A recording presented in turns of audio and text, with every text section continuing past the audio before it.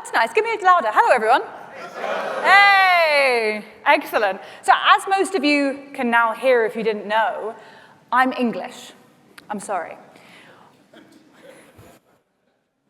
And in England, I'm from London. One big thing that we are really known for is the London Underground. Hands up if you've been on the London Underground. Excellent. If you have, you might have heard this phrase. See it, say it, sorted. It is built into the minds of Londoners. We hear it all the time, and we can't help but say it back as well if we hear it. So when Brent, Adam, and I were talking about this session, we were thinking, what's going to be a good topic? What should we think about? What should we talk about? And someone said the phrase, see it. I couldn't help but say it, sorted.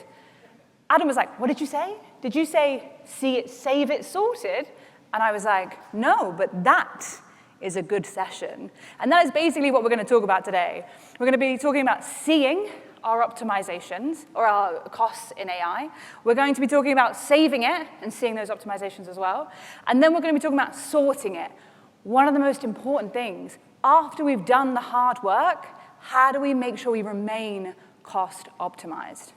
And we're not just going to be doing it for one topic, we'll do it for two. Adam and I are going to talk about Bedrock, and then Brent's going to talk about GPU from the Captial One kind of point of view. I do want to warn you, this is a 300-level session. So I'm not expecting everyone to leave this session and go and start deploying loads of applications in AI and start making all the changes yourselves. What I am hoping is you're going to come away with some new ideas, and you're going to be able to explain these to your development teams. The good thing is, as you probably all know, this session's recorded. Hello to your future selves, as I hope you come back and watch this and share it with your development teams. Because, like I said, there's going to be a lot of content, and you can use these to incite new conversations in your organizations. Well, let's get into the first conversation. See it. FinOps, we're used to seeing spend. This is our bread and butter. We've been doing this for years and years and years. But when it comes to AI, there are a few different nuances we need to be mindful of, some different challenges. And so I'm going to think about 4 of these. The first is going to be cost allocation. We've seen from customers they're struggling to fully understand who is using what when it comes to our Bedrock usage and spend. Infrastructure complexity. There's a lot going on in there. There are new phrases, new words, and it's not just one service. There's loads of different elements we need to consider. High cardinality.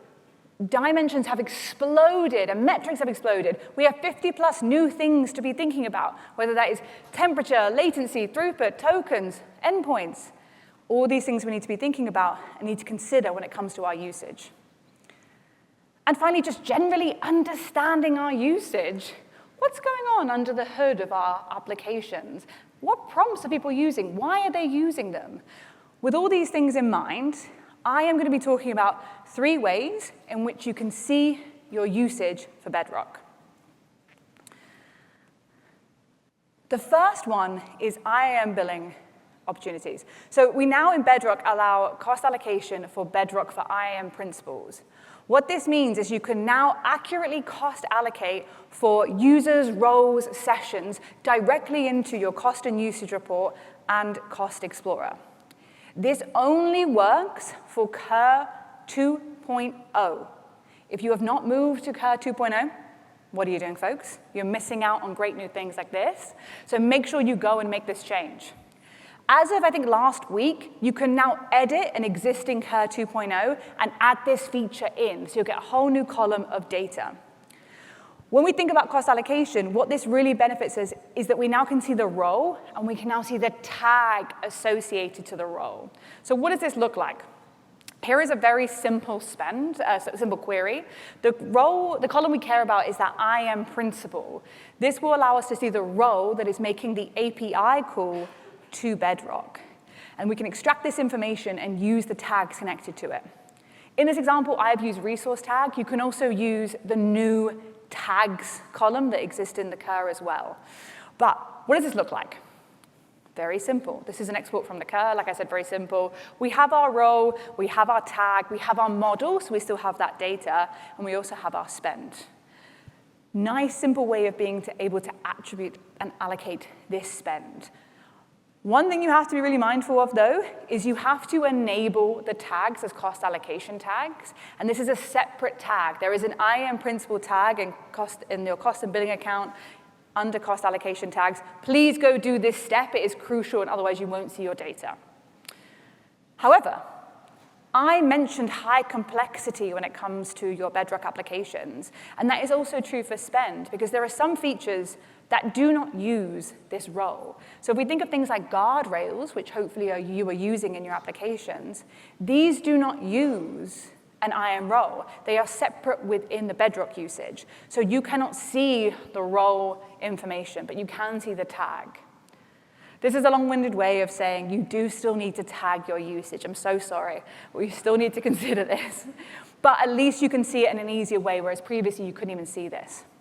You might be in a situation where you have AWS accounts dedicated to applications, and therefore you don't need to worry about tagging, which is amazing, well done.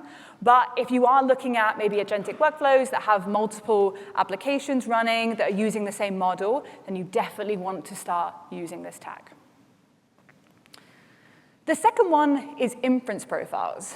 Now, I was actually on not this stage specifically here, but a stage at FinOps last year talking about inference profiles. Because at the time, these were the only way in which you could accurately allocate your spend and tag it for things like Bedrock. In case you don't know, inference profiles, they're a reusable little bit of code, like you can see on here, which you can set a model and tag that model. So when you use it in Bedrock, you can see the tags. This works in something like Python or in CloudFormation. But as I just said, we now have a way to allocate our spend accurately with the IAM principal roles. So why are these still needed? Well, there are a few reasons why you should still consider using inference profiles. Number one is cost allocation. I made a joke earlier, but some of you might not have yet moved to CUR 2.0. And if you haven't, this is a workaround for you to use until you do to be able to access the tags for your usage. In CloudWatch, if you use any models in Bedrock, it will only come through as usage for that model. It does not come through in any other tags. So you have to use something like an inference profile that will show up as a unique identifier in CloudWatch, which is great. And I'm going to show you a dashboard, as long as the video works, in a minute, which shows that dashboard. Up until now, I've been speaking about application inference profiles. There is also something called a cross-region inference. This is something I just wanted to mention so you know exists as another alternative, but allows you to maximize throughput by automatically moving workloads to different regions based on your model. This is something a little bit different, but this still might be relevant for you guys or your teams if you need to maximize that throughput in your applications. Finally, scalable change. So as we know, we're moving more and more faster when it comes to AI development. And the good thing about an inference profile is it's a reusable little bit of code, like I said. So when does this come into play? Well, it actually happened to me the other day when I was developing an application, and I had used an old model. Yes, we already have old models. So my application stopped working because I used this old model. But luckily for me, I had used an inference profile. So I could just update it in that one place, and it copied the same tags. I didn't have to update it at multiple places in my code. Like I've kind of mentioned, inference profiles might not work for everyone, but they are a useful thing that you can now consider and, again, speak to your developers about when it comes to understanding your applications. The last one of these three is enable Bedrock logging. Hands up if you know if you've done this. OK, it's like 5 hands. Well done to those 5 hands. But I'll get a sticker at the end for those folks. But the idea with Bedrock logging is this is something that not many people have actually done. So you do this per account, and you push your logs into either S3 or CloudWatch, which you can see on the slide. And the reason is because Bedrock doesn't give you, by default, that detailed logging. It only does high-level aggregates that we send to things like CloudWatch. If you enable the actual logging in Bedrock, you can get input and output tokens pushed to CloudWatch. From an observability point of view, this is crucial because if things go wrong, if we need to track what's happening and understand it, we need to see what this data is, what prompts are being used, and how many tokens we're actually using. It reveals things like what services or what roles are using Bedrock and what models, the average token count for these for input and output, whether your prompt routing is actually routing to the correct model or a cheaper model, and also whether your prompts are being reused. Is there an opportunity for prompt caching in this data if you see the same prompt over and over again? All of these things are going to be very relevant when Adam comes up on stage next, because he's going to use that data to be able to make decisions about optimization opportunities. But you can't make those decisions unless you have the data. Before he does that, I'm just, hopefully, going to show you a video of two things. One is that dashboard I mentioned in CloudWatch that allows you just to see your usage. This is great because this is a default dashboard. So you guys don't have to do anything. It will be in your AWS account if you go and look right now. The other thing is we're going to look at the logs that I've enabled, and I'm going to show you what you can do in log querying in CloudWatch.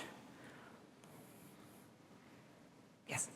So if we go into dashboards, into automatic dashboards, we can see Bedrock. This is what I meant by this default dashboard. Here you can see the models. If you had an inference profile, it would show up in there. But we can see great data, like latency, what's happening, what is our token count, our input-output tokens, and lots of other useful data that we should be using for observability to make sure applications are actually working. But what about logs? So let's go into my log insights. In here, I've selected the CloudWatch group, which I have created for my logs, and I'm just going to run a generic query just to see what's going on. In here, you'll see a lovely mess of JSON, which is hard to read. Somewhere's input, somewhere's output. There is role, so if we wanted to get that from S3 and connect it to our data, that's great. But this is a bit hard for us to read. So let's generate a new query, and we can actually use this query generator. So we use natural language just to say, hey, I would like to use prompts for total input-output tokens, and that will write me a query. I don't have to do anything. Once I run this, I will now get a much nicer output that I can then digest. So you can see my prompts, the model, the account, the tokens, and now we have a full picture of what is going on in that application, what are the prompts, and then we can use that when it comes to optimization. And with that, I'm going to hand it over to Adam to talk about how you can save money with your Bedrock usage. All right. Thank you, Steph. My name's Adam Richter. I'm a solutions architect with AWS, and I specialize in cost optimization. Steph told us a little bit about how to see it, and now we're going to pivot into how to save it. I'm going to cover this in 3 specific chunks. The first one is picking the right model. That's something that a lot of us have to navigate in our organizations, and I would say it's not an easy thing to decide. In a lot of cases, we just pick the latest and greatest, the best model, and assume that's going to work the best. But oftentimes, that's also the most expensive. After talking about model selection, we're going to talk about ways to optimize input tokens, and then on the flip side, how do we optimize output tokens? So let's get in. So the first thing to think about when deciding what model to use is, should we just go with a single model? And if we do, what is the best model? What you should be thinking about when analyzing models is first, modality. This term often gets mixed up with model, modal. What's the difference? Modality is, what can the model talk to? Is it just text-based? Can it read images? Can it read videos, audio?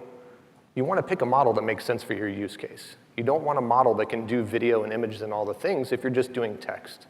And then similarly, if you need to actually analyze images, then pick a model that can support that. Similarly, strengths. Are you going to be doing code? Maybe you should be leaning toward a model that's stronger in that. Are you going to be doing finance? Different models have different strengths, and leaning on those can make your decision a little bit easier. But ultimately, it comes down to efficacy or testing. Your model is going to be specific for your use case in your environment. What data do you have? What is this model actually going to be doing? And the best way to figure out if it's a good fit for your environment and which model to select is to test. Now, what's the easiest way to test? Are you just going to go in and put in a prompt and see if you like the answer? You could do that. But we have 2 different ways of testing. One that's built into Bedrock that's called Amazon Bedrock Evaluations. This tool, you can pick multiple models. You can actually give it data, prompts, different things, and it will test across those different models and give you an output of where the model was strong and where it was weak across a set of different models. So it'll help do the testing for you. It can, one, allow you to analyze the outputs and make the decision, or two, it can use another model to do the analysis and make the decision on which one it thinks was stronger. Similarly, we have FMBench, which is an open source tool that works Bedrock, EC2, SageMaker, and it is another way of doing an analysis. It goes a little deeper, provides different charts and outputs and errors, so if you're more familiar with open source tooling, you might prefer FMBench. And then lastly, open weight. If you're gonna be doing a single model, do you need to go with a commercial model? There's a lot of public use cases out there with big companies like Pinterest that have started to incorporate a lot of open weight models in their environment and are saving 90% versus if they go to a commercial model. Some of you may be saying, well, what is an open weight model? Open weight, think of it as kind of synonymous to open source. It's a model that you could download and run on your own equipment. So you don't have to pay a fee to run it per token, per month, per seat, per anything. You can simply install it on your environment with the right hardware. And then you get as many tokens as that thing can process. You can fine tune it to what you need to do and let it rip. So I would encourage you, if you haven't been open-minded to open weight models, they've gotten a lot stronger, and they can accomplish a lot of the tasks that commercial models would do, especially for the easier stuff. All right, second, can we make the model smarter or smaller? So one of the first ways to do this, once we've figured out maybe what model we want to use, is to see if we can make it smarter. RAG, or retrieval augmented generation, is a way to do that. If you have data in your environment that's specific to what you do, the model doesn't know about that. It only knows about public information that it was trained on. So if you ask a question about things particular to your environment, we'll have no idea. But with RAG, you can attach a data set to your model, and it will use it as a reference so that it can answer, ideally, questions about your policies, your customers, your order history, whatever it may be. It's really good for data sets that change often, because if those things change often, you're not going to have to retrain the model or anything. It's just using it as a reference material, and it will pull that right into the answer. If you can give your users a better answer sooner, they have to ask less follow-up questions. Less follow-up questions means less tokens. Option number two is to fine-tune it. If you have data that doesn't change very often, you can use that data to fine-tune the model. What fine-tuning does is it makes the model smarter in something. You give it data, it becomes smarter in that thing that it does really well, and it generally becomes dumber at other things. So your mileage may vary here, but this is good if you have things that you want to make it smarter at that don't change very often. And that's the two ways to kind of distinguish between if you go RAG or fine-tune. The next three, starting with chain of thought, do you need a model that's going to do deep analysis, that it's going to question itself? This is sometimes referred to as reasoning or thinking, and we'll talk a little bit more about this in output token optimization. But do you even need that feature? Can you go with a model that doesn't have reasoning capabilities? So if you can, it's likely going to be a lot less expensive and use a lot less tokens. Nextly, caching. Caching is a great way to ensure that you're saving on your models. Does the model that you're using support caching? If it does, that's great, because when you get those repeated questions, the same question that's been asked, instead of the model having to perform inference again and be costly outputs, it's just going to answer it out of its cache and provide the answer that it's already given to somebody else. This is a great way to save, especially over a life cycle of maybe analyzing code and talking to similar inputs. Those things will be right there in the cache already. And then lastly, distillation. With distillation, we take a large teacher model that's intelligent, expensive, and we use it to train a smaller model. By doing this, you make the smaller model almost as smart as the teacher model. In our tests, 500% less expensive to run this distilled small model, 75% faster with only a 2% sacrifice to its knowledge. So it's really a win-win-win across the board. So if you haven't tried distillation, it basically takes a teacher model, some prompts, inputs, data, whatever you want to incorporate, and it'll use that to train that smaller model. All right, and then the third tier of picking the right model is, do you use just one? Maybe one model is not the right one-size-fits-all, right? A couple ways of using multiple models are, one, picking a model that is in itself multiple models in one. And we call these MOE, or mixture of experts. Think of these as one big model that has a bunch of submodels inside of it. So these are like our DeepSeek and Qwen and some of the other ones that you've heard. Instead of being one huge model that just uses all of its knowledge, when you ask it a question, it goes inside and basically finds a submodel to answer it, which can be faster and more efficient, also tends to work well on smaller hardware. If you're using Claude Code on Bedrock, or just Claude Code in general, they have a feature that you can turn on called Opus Plan. What it does, when you put a prompt in, instead of just using Opus all the time, which is the most expensive model, it'll use Opus to create the plan of what needs to be coded, then it'll pivot to Sonnet and have Sonnet do the actual coding. This in and of itself is kind of like a mini router where it decides to use it, and generally 10, 15% cheaper if you turn that on. And Sonnet's a very capable coding model also. And then the last way is prompt routing. Inside of Bedrock, we have a feature called intelligent prompt routing. It lets you pick a family, say Anthropic, and when a prompt comes in, it decides, is this a complicated question and needs to go to the heavier weight Opus Sonnet model? Or is this a really easy question that we can send to Haiku? By doing that, it generally saves somewhere around 30% over if you just constantly send it to the more expensive model. And you don't have to use this just inside of Bedrock. If you want to do routing across model families, say between Anthropic and OpenAI and something else, there's plenty of third-party solutions like Light LLM, Portkey, and OpenRouter that let you do the same thing. You can take a prompt in and route across even different platforms if you wanted to. Moving on, input token optimization. So now that we've picked the right model, the next thing is, OK, we're going to deal with input and output tokens. Input tokens are generally 4 to 5 times less expensive than output tokens. So at first glance, you might say, well, then do we even really need to worry about optimizing input? The big cost is going to be on the output side. And that makes sense, because to receive a question, the model doesn't have to do much. To give you an answer, it has to perform inference to give you the output. So it should be more expensive. But that's kind of a red herring. Input tokens get very expensive over the course of a conversation. Because as you ask a question and get an output, once you ask a follow-up question, your prior question and all that output all gets jammed into the input side of the equation. So over the course of a conversation, or over the course of you analyzing a code set, all that becomes input tokens, and they can get exponential. So it's important to optimize these as well. So there's 3 ways to optimize these. First is a pre-filter. So this is in some way, shape, or form limiting the tokens before they ever make it to the model. The first way to do this is through lexical filtering. This is just removing and stripping out unnecessary words. So think about the ands and the thes and all the stuff that a model doesn't need to be able to formulate a good reply. You can create basic rules to just strip those things out.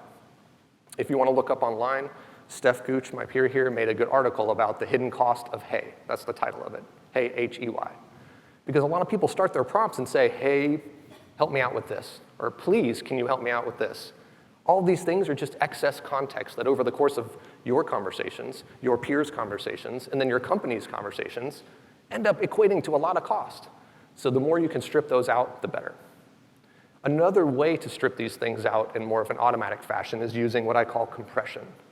So these are open source tools like LLM Lingua or Caveman. Some of you may have heard of these tools. They take the input prompt and automatically compress it and figure out what needs to be removed so you don't have to have your own rule set. Strip those things down to where then when it goes to the model, it's already smaller. The third way is just using a small model. Imagine the question coming in, you give it to Haiku and say, hey, strip out anything that's not needed. You take that output and then you give it to the heavier weight model. So that's a couple ways to get kind of rid of things before they even reach our model.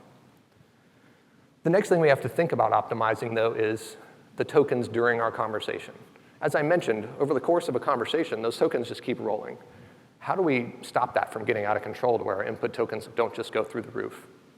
A couple strategies, and a lot of these happen behind the scenes in the AI tools that you already use, but if you were building your own tool, you may have to build some of these things in. One is rolling context window. So it may only keep the last 4 or 5 iterations of your conversations. You've probably seen this in the past where you've had a long conversation with AI, and you're asking things that you clearly talked about earlier in the conversation, and it doesn't remember them. It's forgotten them. That's probably this in effect. Works great for minimizing your input tokens, but it'll lose the context over a long conversation. Next is selective history pruning. This is where it goes through and it looks for things that it can get rid of, like, did you ask for clarification on something you already passed in the conversation? Are you throwing niceties in there? Hey, thank you for the answer. That was a great answer. Like, hey, I'll just strip that stuff out because that's not adding to the context, other than maybe saying that, hey, you're a polite person. So that's another way of getting rid of some of that filler. And then the last and most common that I see is summarization. When you're nearing a context window, oftentimes AI will take everything that you've talked about, create a summary, and then use that as the new context as your conversation goes forward. Then the last part of input token optimization is context. So as you're navigating the conversation, you want to make sure that it is only using the minimum viable context. I just call this kind of the MVC. You want to limit it to just the input it needs to give an answer. So are you just going to point it at your whole code base that's thousands of pages of code when you're only working on one file? Maybe you need to do that because maybe it needs to know all the dependencies, sure. Oftentimes you don't, though. It could do just as well if you gave it that single page and then told it what you wanted it to change. And that's the big difference of thousands of times more tokens. Similarly, if you're pointing it at reference documents, does it need all those documents, or does it just need one to come up with the answer? Related to this is semantic precision. So if you're using RAG, like I mentioned earlier, as a reference, by default, RAG is pretty broad. If you were searching something like, say, baseball, it's going to look through all the documents that contain that term and try to pull fragments in to the input side of that prompt so that the model has more knowledge when it's going to create an answer. The problem is it's pulling in a lot of stuff that's probably not relevant or necessary. So inside of RAG workloads, you can tune the precision so that it pulls things that are more relevant as opposed to broad match things that are less and more tokens. And the last item here is schema optimization. This is especially relevant in agentic workflows. If the output of one model is becoming the input to another, does it even need it in the language that we speak or the format that we like to see? Or can it be JSON? And if it is JSON, does it even need the spaces and the extra lines? Probably not, because the computer doesn't need that to review it. We do as humans because it makes more sense. But you can strip all of that stuff out, and oftentimes, like the minifying JSON example, it's a 30 to 50% savings just to strip out all that white space and extra lines. So if you're not already doing those kinds of things to make sure that it is the right input that your AI needs, you're probably spending a lot of extra tokens. All right, output token optimization. So like I said, output tokens, 4 to 5 times more expensive usually. So these are important. What are a couple of ways that we can minimize these? The first one is setting the max tokens. This is like the nuclear bomb, though. This is just telling your AI, only ever limit the outputs to 100 tokens. That is heavily constraining the model. You'll have very predictable outputs and very predictable costs, but it's going to cut off outputs to where oftentimes you're not getting the information you need, or it's going to be summarizing it into such short form that, again, you're not getting the information that you need. So use this one with care, but this can be valuable if you want to have something where you know the answer is generally short and you want to make sure it stays under that boundary. A better way to constrain the output is by picking the right output type, and then another one in a second that I'll show you, which is an output format. Output type is in instructing it to what kind of output do you want. Do you just want long-form text as an answer, or would you rather have it be a CSV? If you picked a CSV instead of JSON, a CSV is generally 30 to 40% less context and size than JSON is because it doesn't have all those extra key and value formats. So looking at that type of thing can make a big difference on how the output type looks and its size. Instructions and behavior. So these are things that we can give the AI model so that it uses less output tokens. You know, how many of you have asked an AI something that you thought was just going to be a simple answer, and then it had this long, verbose answer? The example I often use is, hey, how many carry-on bags can I bring on an airline? You just want to know the answer, 1, but instead it says, oh, 1, these dimensions, this weight, it's different on these days, and it gives you this big, long narrative. Sometimes you just want the small answer. You can control that through a system prompt. Basically, it's giving instructions to the model behind the scenes that says, only answer the question being asked. And I'm going to show you an example of this in a second, so I won't go too deep. But then it gives it exactly, this is the format I want it in. And that becomes even more important when you're doing an agentic setup, which is my second point here, output format. In agentic systems, the output of one model becomes the input to another. So maybe you want that output to just be a percentage, to just be, you know, a number of some kind. You'll have to give it that instruction. Otherwise, it's going to have a long explanation that counts for hundreds of output tokens. And it's going to also make it harder for that next model to analyze that input to figure out, well, what was its level of confidence? It's in this paragraph somewhere. I've got to figure it out. But if you instructed the model to say, only output a % of confidence that this is, you know, a good document, or this is a horse, whatever, then it will be very predictable. You can also use few-shot examples, which is basically you give it examples of how you want the output to look, and then it will follow that template. And then lastly, reasoning and logic. So this with the chain of thought, also known as reasoning, that I mentioned earlier. This is great for compliance situations. If you need an answer that is very well vetted and more likely to be accurate, you want to use chain of thought. But it's more expensive because the model challenges itself. It says, hey, is this definitely right? And it kind of does loops to effectively audit itself. It uses more tokens, likely to get a higher quality output. Use it, your mileage may vary, right? And then lastly is task decomposition. So when you're giving a question to a model, do all parts of that need to be answered by the big model? Or could it have tasks or components of that be sent to smaller models? So it can do the simple internet data lookup. It can synthesize the summary. Then it can give that output back to the big model. And this task decomposition is effectively what agentic systems do, where you have a supervisor and then it gets orchestrated downstream. And the last thing here I'm going to show you is just an example of what these system prompts can do.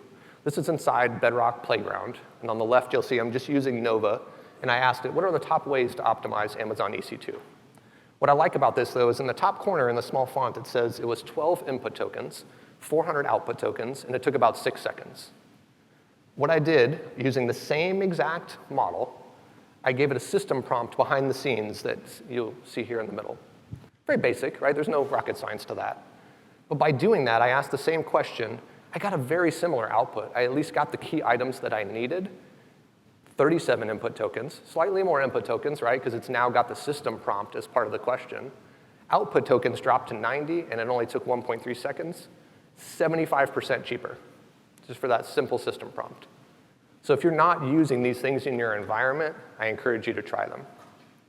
With that, I'm going to pass it over to Brent. I've talked to you a little bit about token optimization. That's one side of the equation. That's a big part of our environment. But Brent also manages a GPU fleet at Capital One. So these are people that are self-managing very expensive and very important resources in our AI environments. So with that, Brent, I'll hand it off to you. Well done.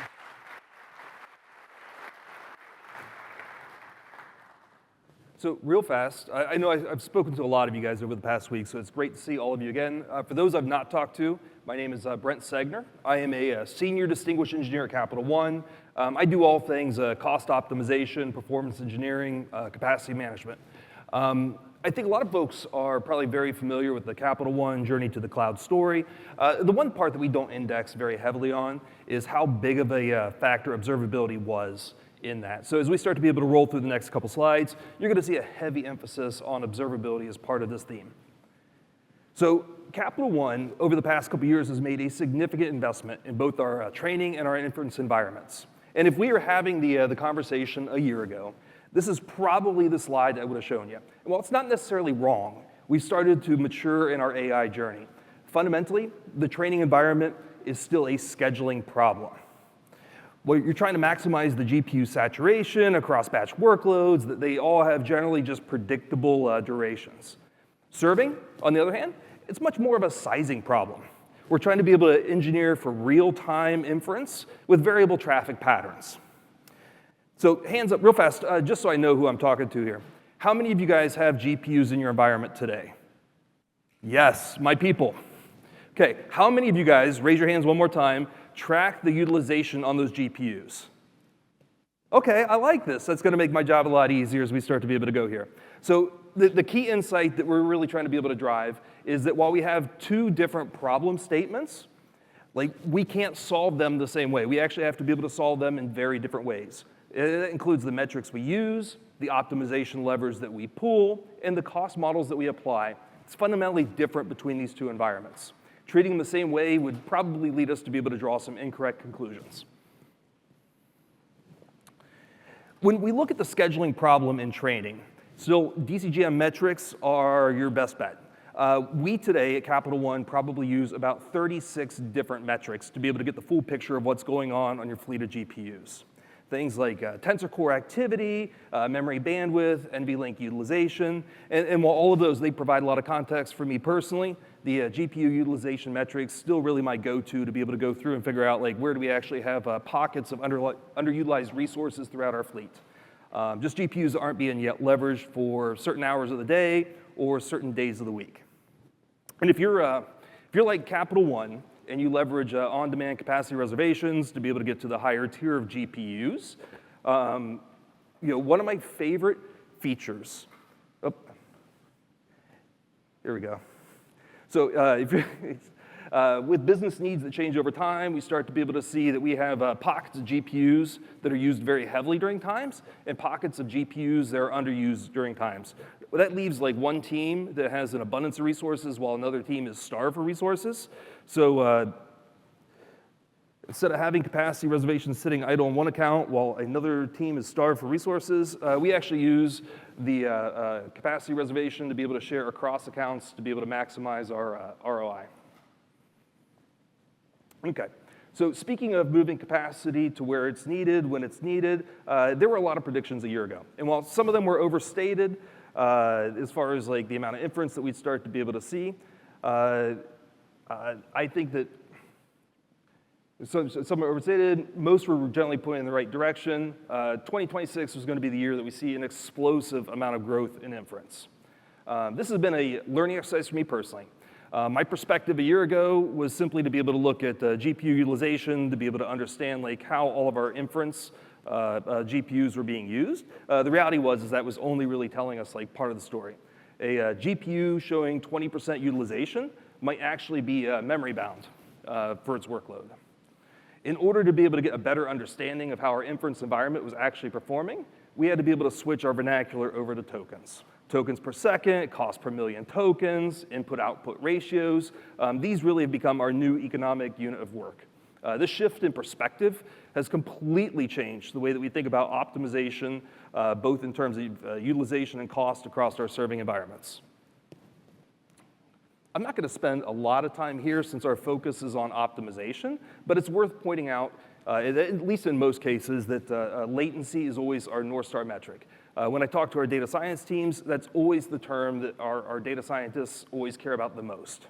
Latency tolerance is highly dependent on individual use cases. Just for example, like a real-time chatbot is going to have very, very different requirements than a batch classification job. The key metrics that we personally track are time to first token, because that's critical for the user experience, time per output token, because that affects the overall response time, and end-to-end latency. End-to-end latency provides the complete picture from the beginning of the request to the end of the response. Fortunately for us, CloudWatch has now all of these measurements, which really give our engineering insights a lot of leverage into our inference workloads. In fact, AWS just recently added the time to first token and estimated token consumption metrics into the CloudWatch logs. It's been invaluable for our operational visibility. So when it comes down to right-sizing instances for inference, the calculations are a lot different than what we typically use in a regular standard EC2 compute environment. But fortunately for us, at least, the muscle is still largely the same. Instance selection focuses on having a strong understanding of three individual factors. First being, what type of models are you hosting? Architecture, parameter count, quantization level. The second is going to be the size of those models. In terms of, like, we'll say, like GPU memory requirements, or whether or not you need like a multi-GPU architecture. The third vector is going to be the amount of traffic that you're going to be serving. And you get things like, what is your peak traffic count? What's going to be average traffic count? Like, what sort of SLAs do you have for latency? What sort of batch sizes are you actually serving? The amount of complexity comes between the amount of interplay between these three different features. A larger model might actually be more cost-effective if it reduces the number of inference calls needed, while like a smaller, more quantized model might actually hit your latency targets on cheaper hardware. The trade-offs require very careful benchmarking to be able to understand what your actual workload patterns need.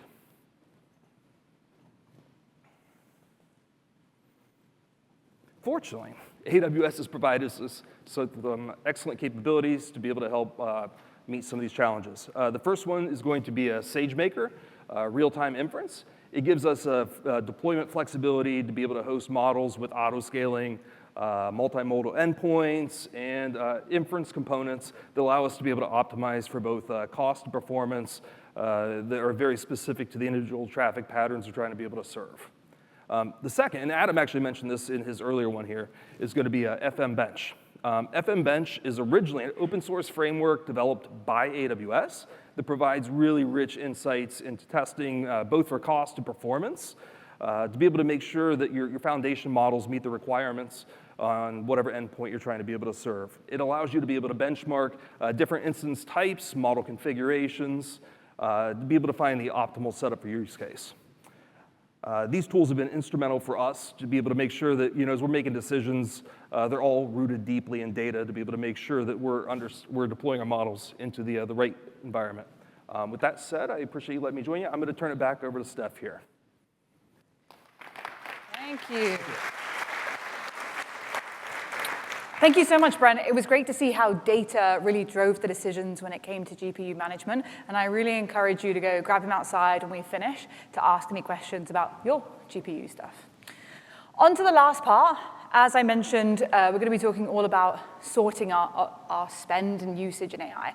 The first thing, Brent mentioned it a few times, I mentioned it too, observability. We need to start as a FinOps collective looking at observability. When we make optimization changes, we need to see what the ramifications of those are, and I don't see enough FinOps people talking about this, especially when it comes to tracking our logging like I showed you guys in the dashboard. I really want you all to start to enter into that world of seeing what happens to your optimizations. The second thing I want you to think about is governance. We need to stop people making silly mistakes. As JR kind of mentioned, there were some things with Uber. There were some big spends that happened that we all saw in the news. I don't want anyone in this room to have a story like that. The way we avoid that is by putting in compliance and controls such as things like IAM policies or service control policies in your organizations. These can be for your AWS accounts or your OUs. These prevent people from using things like GPU instance when they haven't been approved or using certain Bedrock models when they're not allowed to. Controlling this at the top and making it a requirement to make sure people could approve to have that usage is crucial. I really always say, if you do add any service control policies, tell your developers, make sure they know what's going on, and they have a way to request approval as well. Defaults, specifically code defaults, whether this is Terraform modules or blueprints for your Kiro. So we want to get people started on the right foot. This is very similar to GP3 being the default for our EBS volumes. We want to choose things like having a smaller model, maybe having prompt caching, maybe having lower temperatures to have more deterministic outputs. Having these controls in place from the start means developers have to actively choose to make a more expensive change. So work with your infrastructure teams and code teams to have these inputs in from the start so you're not chasing around trying to optimize. Finally, AI. AI can be our friend when it comes to it. It doesn't have to be the bad guy in this situation. We can start to look at AI for FinOps. In this example, I have Kiro. Kiro is the AWS AI assistant to help you build. I did a whole session at the London FinOps Day about Kiro that I've linked to in a second. But a big shout out to the powers as a cost optimization power, which has steering files for optimization best practices. It has MCPs connected billing and cost management. And it also has hooks that I created for automation to review your infrastructure as code. If none of that makes sense, do not worry. Check out the video for a longer explanation of that. And with that, we're going to get to our call to action, so things I want all of you to do after today's session. Number one, please enable those visibility tools that I mentioned. These are very important things to allow you to make decisions when it comes to your optimization. Try different models. I've picked this one from Adams because I don't want us to be in a situation where we use the same model for everything when he just showed there are different reasons for different models, and it can really affect your spend. Please monitor those GPUs. They are expensive. We know that. So make sure you're only utilizing what you actually need and work with your teams to understand that data. And finally, as much as you can, keep in mind those observability, governance, defaults, and AI. Those will allow you to keep cost optimized in mind as you move into the future. As we've said, this has been a very complex talk, and hopefully you've all been inspired to take things away to your development team and come back to this video and be able to use it with them. If you have any questions, we're going to be outside. I just want to plug a QR code, grab those phones out. This has got loads of resources. We've got announcements. We've got the link to the video, general videos about all these topics, and much more. And if you don't know already, I do live streams for AWS. So if you want to learn about how to build at scale with AI or about optimizing, please use this. But with that, thank you so much. Please fill out the survey. Thank you so much. I hear only the 5-star button is working on the survey at the moment, so just hit that 5-star. I know the internet's been choppy, just hit that one, it's fine. Thank you so much, guys. We'll be outside if anyone has any questions. Enjoy the rest of the event. Bye. Hey everyone, producer Andrew here. Thanks for watching. Check out the rest of our channel for more FinOps content. Like, subscribe, and leave questions and comments for our speakers. We appreciate your support.